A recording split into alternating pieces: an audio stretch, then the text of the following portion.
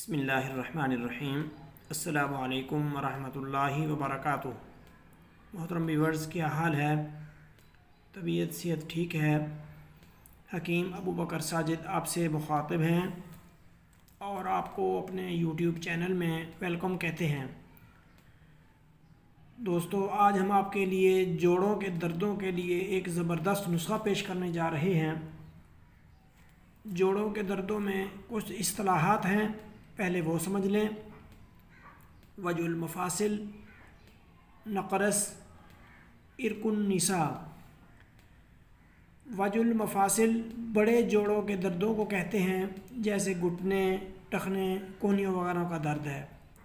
نقرس چھوٹے جوڑوں کے دردوں کو کہتے ہیں، جیسے ہاتھ پاؤں کی انگلیوں کے جوڑ ہیں۔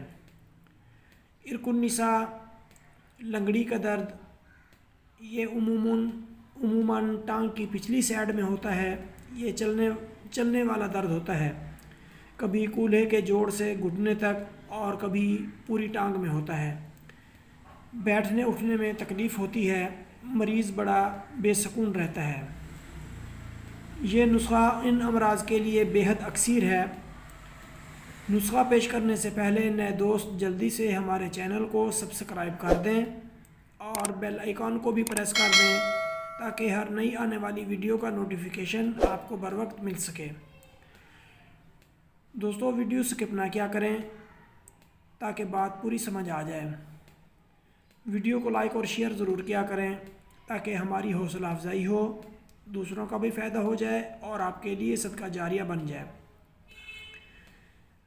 دوستو، نسخہ حاضر خدمت ہے، نوٹ فرما لیں۔ کڑا چھال عمدہ قسم 50 گرام لینی ہے۔ کلونجی 50 گرام۔ زنجبیل یعنی سنڈ 50 گرام۔ سرنجہ شیریں 50 گرام۔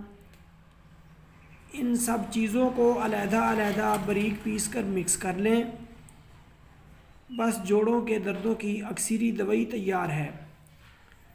پھر اس دوائی سے فل سائز کے کیپسول جو ہیں وہ بھر لیں اور سنبھال کے رکھ لیں۔ استعمال کا طریقہ کچھ اس طرح ہے کہ ایک کیپسول صبح، ایک کیپسول شام، کھانے کے بعد ایک گلاس نیم گرم پانی میں 1.5 چمچ خالص شہد ملا کر استعمال کرنا ہے۔ دوستو، اس دوائی میں پرہیز کا نسخہ ہے۔ اس نسخہ کے استعمال کے دوران پرہیز کو خاص اہمیت حاصل ہے، ورنہ فائدہ نہیں ہوگا۔ وہ یہ ہے کہ مریض نے صرف اور صرف بیسنی روٹی گھی کے ساتھ استعمال کرنی ہے، چاہے وہ ویسے ہی گھی کے ساتھ کھا لے یا چوری بنا کر تھوڑا گڑ شامل کر کے کھا لے یا نمکین چوری بنا کے کھا لے۔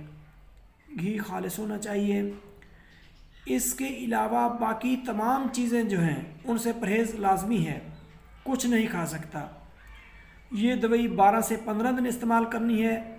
انشاءاللہ العزیز اللہ کے فضل سے خیر ہوگی۔ اس اکثری دوائی سے جفت مریض بھی چلنے پھرنے کے قابل ہو جاتے ہیں۔ دوستو، کیسی لگی یہ ویڈیو؟ امید ہے پسند آئی ہوگی۔ کمنٹ سیکشن میں اپنی رائے کا اظہار ضرور کرنا۔ ملتے ہیں کسی نئی ویڈیو کے ساتھ، تب تک کے لیے اجازت۔